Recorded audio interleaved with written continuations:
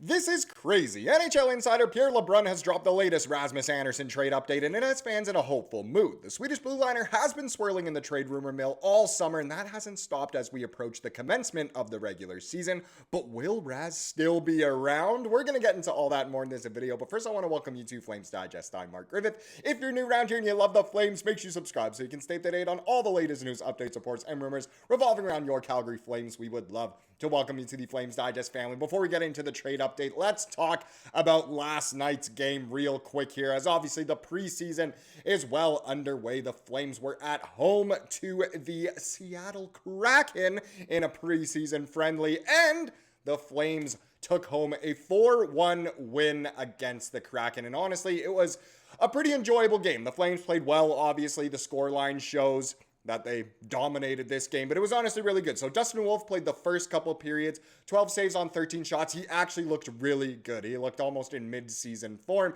And then Owen Say went in to close things out in the third period, made 7 saves on 7 shots. So both goalies played really well. Now, the players who got on the score sheet, Rory Cairns with a goal and an assist, and he played fantastic. I gotta be honest. Yesterday's video was all about who could be, the fourth line center. His name wasn't mentioned all that much. He could definitely be in the conversation. Sam Morton, who was part of that, he got a goal. Sharky also played great. He got a goal. And Matt Coronato, the preseason legend, he got a goal as well.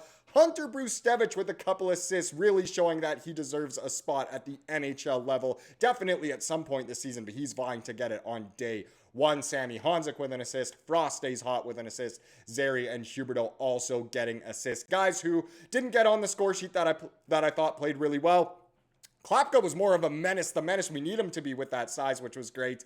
Zane Parekh honestly did look really good. With Kevin Ball as his D partner, he looked a lot better than he did with Jake Bean as his partner. And honestly, overall, it was just a great game. Like I said, Sharky was great. Cairns was great. Connor Zary actually played really well as well. Dustin Wolf was fantastic. So overall, a great showing from our Flames. They're looking, not too bad so far in the preseason, and it'll be interesting how they do tonight. But I'll get into tonight's game later in this video. As first, we need to talk about this trade update. Oh boy, I know you guys love the Rasmus Andersson trade rumor saga. Who doesn't absolutely love it? And the latest person to talk about it was Pierre LeBrun from TSN. So TSN actually wrote this article that kind of goes over quite a few things, but they write, trade remains the likeliest option for Flames pending UFA Andersson. And that's kind of interesting because the more this has gone on, the more people are thinking, oh man, maybe he will sign an extension. And it looks like that could still very well be the case. We'll get into it in a little bit, but the headline right now suggests trade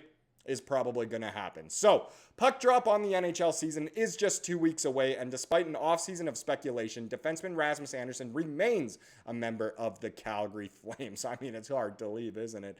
TSN hockey insider Pierre LeBrun reports that all options remain on the table for Andersson and the Flames, but a trade remains the most likely outcome for the pending UFA. No timeline said so far. Here's what he had to say. He said, there is a chance Andersson remains in Calgary.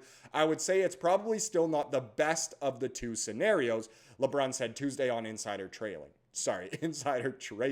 He nearly got dealt, as we reported at the time, to the Vegas Golden Knights. That trade did not materialize, and here he is. So still in Calgary, still, the trade rumors are still swirling despite the fact that no deal has obviously been struck yet. He continued, everyone is an adult in the room. He's ready to play his best for the Flames. The Flames are happy to have him back. In the meantime, neither side wants to totally close the door and maybe having extension talks again at some point this year. But for now, the team has told Andersson is, hey, let's start the year. Let's see how things go here. And then maybe we'll revisit this at some point. So it sounds like, they're just going to play hockey for a little bit. Let the hockey, do most of the talking here. Whether that means Andersson's value goes up for a trade. He's also playing for a contract. Got to remember that.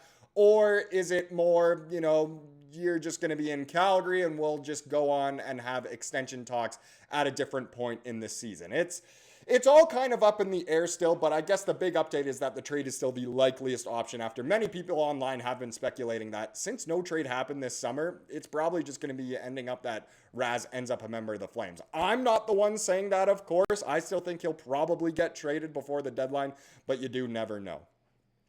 Continuing. So I do think Andersson might potentially listen if there was an 8-year offer on the table. Wow. But right now, I just don't think the team is ready to go there. We'll see where this all goes. I think more than likely a trade is still the likeliest option before the March 6th trade deadline. That's my boy Luke Ficini's birthday. But anyway, yeah. It would be hard for Andersson to pass up an 8-year extension, especially after the season he just had, where it wasn't phenomenal. Getting that, security, getting paid for that long, definitely something he could want. And obviously the Flames are the only team that are able to provide him with that. So Andersson, 28 years old, is heading into the final season of a 6-year, $27.3 million contract that pays him $4.55 million annually. A right-handed shot, Andersson finished last season with 11 goals and 31 points in 81 games, but had the third worst plus-minus rating in the NHL at minus 38. Yeah, wasn't fantastic. The fact that Andersson remains on the Flames roster at all may come as a surprise for some. The captain, Michael Buckland, admitted last month that it was clear Andersson's days with the team were numbered. Yeah, he's getting traded. It's obvious, Backlund said to The Athletic's Michael Russo. But the team wants value. He wants a big contract, so he wants to play well. The team needs him to play well, so just go out and play. I talked to him too, and he doesn't want to be a distraction, so it's all good. It's too bad it's come to this. I don't think that they're close to getting an agreement or anything, but you never know. Things could change. We'll see. So again, everyone overall is saying trade's the most likely option, but all options are still on the table at the end of the day. If you are Craig Conroy, are you trying to extend Andersson or are you trying to trade Andersson? Feel free to let me know in the comments.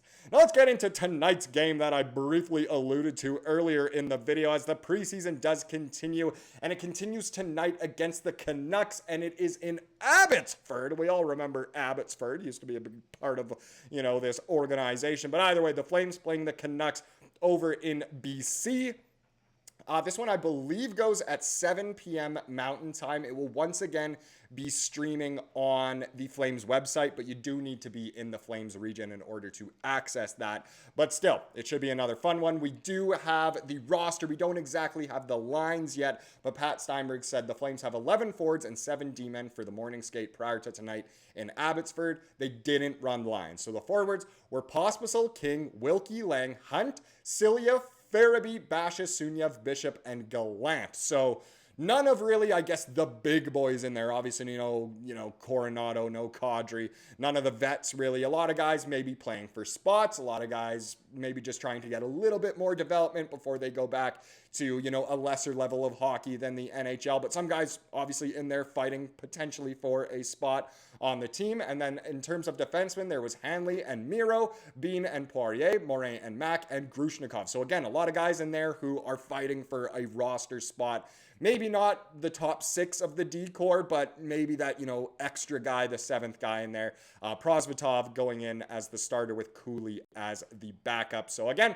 should be an interesting one over in Abbotsford tonight. Not quite the lineup we had last night, but hopefully the guys do well. I know Vancouver isn't exactly icing the best lineup either, so it, no matter what, should be a fun game. Now let's get into the comment of the day to wrap up this video, as we love to do here on the channel. It comes from yesterday's video, which was kind of about that 4th line center spot that's up for grabs through training camp and the preseason. And Taryn Boot here said, I like to err on the side of playing young guys over vets, but I do love Kirkland and want to see that Cinderella story unfold. So it is true. There are some options as at that 4th line center. Pospisil, Kirkland, young guys like Morton, maybe Karen, stuff like that. So yeah, it'll be fun. The young guys should get a shot no matter what this year, but the Kirkland story, Justin Costco Kirkland, is absolutely amazing. You just love to see it. Thank you so much for watching this video. Please subscribe for what you saw here today and have a wonderful rest of your day.